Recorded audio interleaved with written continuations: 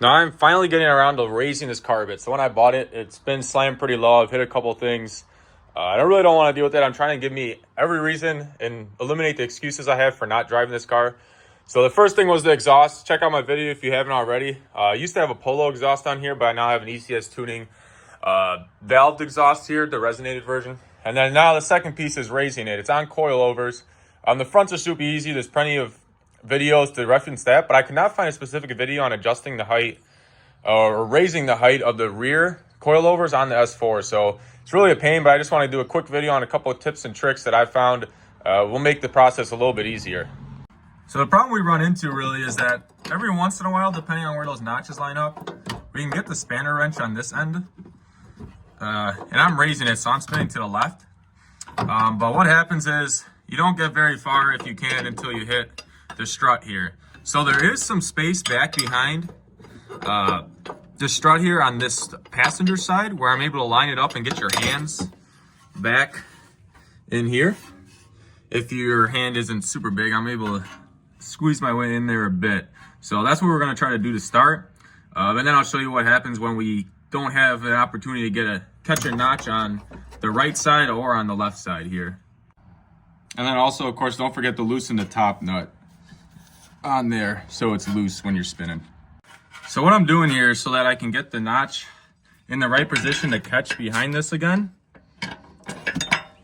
is we're just going to take a screwdriver and a hammer, get it in this notch here. You might need a longer one depending on what it's going to hit. So I used a longer one on this side, but you can use a screwdriver right here, hit on it, get it spun a little bit.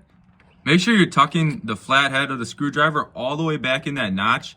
You don't want to catch it too far on the edge here, or else you're going to start chipping off part of that notch there. So you can see how I had that positioned, got it on the notch and back behind the strut. And then I usually have to get a hand on the left and a hand on the right to be able to make this work.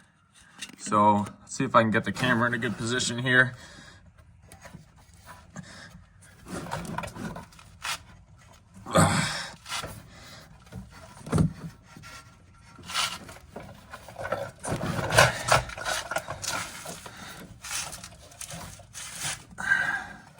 So once you get back in here, there is a decent amount of room to get a decent turn.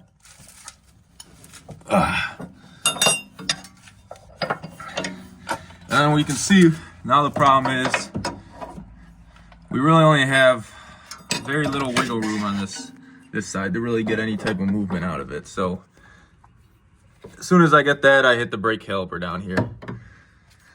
So what I was doing, and this is more of a problem on the driver's side, but this is the side I have to raise a little bit. So once you're done, tighten back down that top nut, give it a good turn with the spanner wrench, and hopefully that'll help you get this done a little bit easier. If you're making a large adjustment, don't forget to adjust your shock.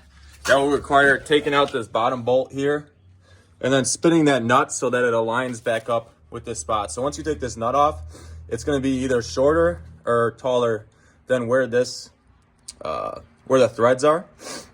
So you want to take that off, adjust this in here. So that's where the real pain is going to come in, getting a spanner wrench in between there.